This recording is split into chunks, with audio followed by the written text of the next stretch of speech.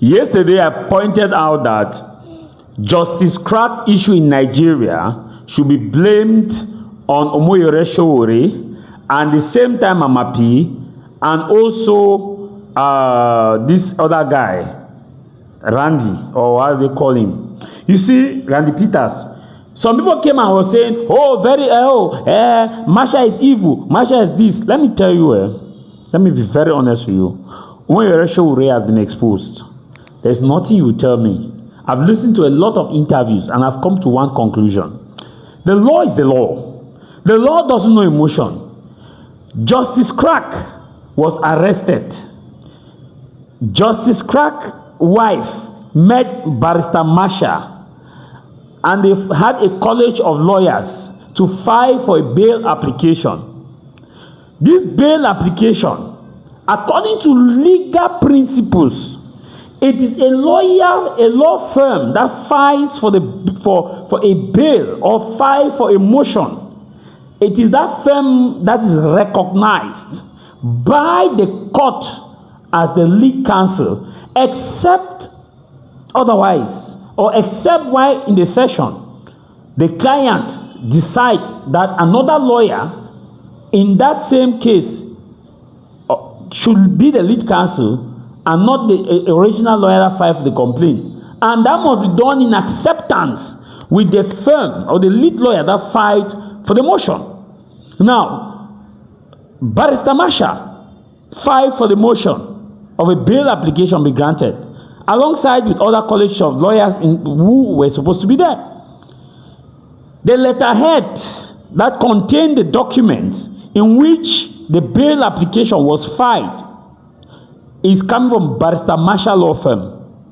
The signature, the person that appended the signature and deposited the bail application is Barrister Masha. Now, you cannot claim that another lawyer needs to come and sit and take over the case without Barrister Masha feeling respected, whether it's a senior lawyer or it's a junior lawyer.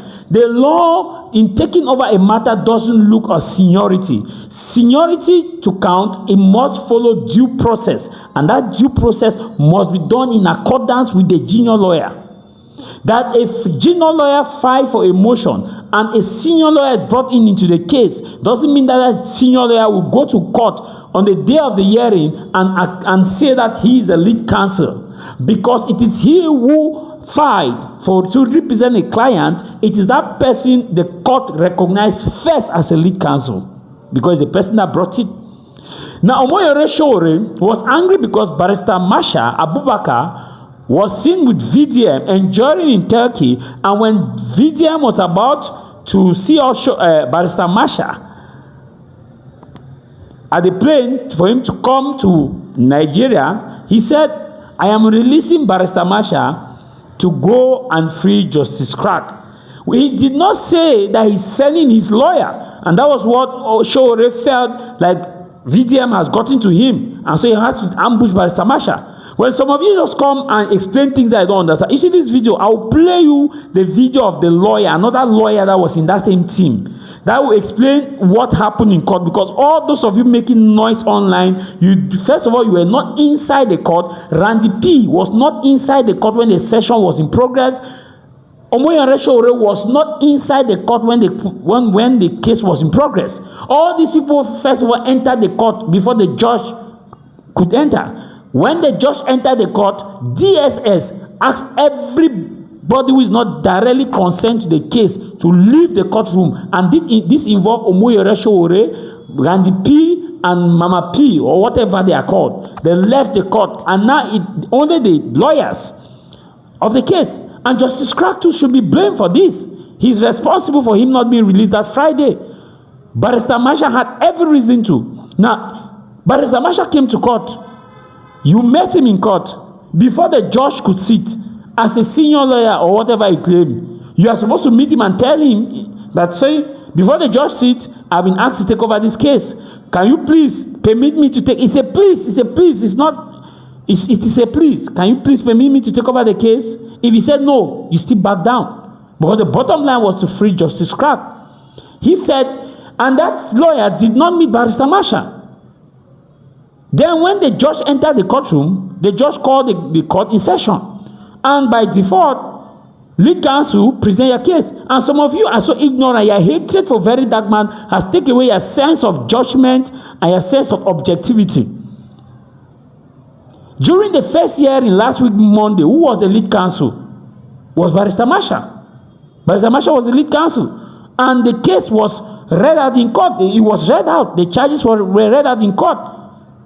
And when the charges were read out in court, the lead counsel, Barrister Masha, also presented. And also the judge read the legal team representing Justice Crack. When, if at all these other lawyers felt like their names was not in that bail application filed by Barrister Masha, why didn't they raise an alarm? Why did they not raise an alarm? They did not. Because they had bad faith, or they are acting in bad faith, they did not raise an alarm. When the case was first adjourned to a later date, it was Barrister Masha, the lead counsel. Nobody objected to that. They were okay with that. If they are not claiming that, oh, that was done, Barrister Masha outplayed them. No, it's a lie. Some of you are so empty that you feel like you can use their hatred against a particular person to sabotage another person. Then what preceded in court? I'll play you this video so I should hear from what this lawyer said.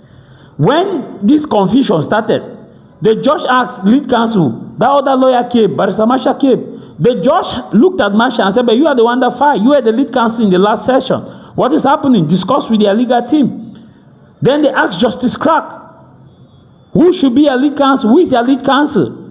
Justice Crack, instead to say, my lord, they are my lawyers. Please, my lord, can you give me 2 minutes? Let me discuss with my team so we can have an understanding. He said, he immediately pointed at one lawyer, a different lawyer, who did not file for his bail application. Because Mama P and Randy P had gone to him earlier and he said, you see, don't accept VDM influence. You see, Barrister Masha has been with VDM. We suspect that VDM is want to take over this case. Blah, blah, blah. That is bullshit. Today, you are coming to explain what you don't even understand. Until you want to come and give me lesson, you see, oh, you are doing this for content. You are doing this or this. This girl, they call her Prisca, is Priscilla. Let me check her name. Prisca is Priscilla. She come on my page. This is that. You see, you want to war Prisca. You want to do this. People are so intellectually dwarfed to look at fact. And very soon they go and stand in church. They go and stand in church. Oh, we are praying. God of heaven. That. They are hated for one particular person. Justice Crack is responsible for his situation. Because at the moment that the justice, when their chief judge said, who is your lead counsel? Common sense will tell you that you have to put your team in order. You have to say, oh, my lord, because you knew, but you had been discussing with Masha. The first hearing you spoke with Masha. Masha represented you the first time as a lead counsel. If you wanted to replace him, you would have asked for recess. And even if you're asking for recess, they see a consequence, because if he accepts, fine. If he doesn't accept, he pulls himself away. Masha did not ask that the judge should send you back to prison. He simply said, my lord, I'm recusing myself, which means that he's recusing his bail application. It is his bail application for your matter.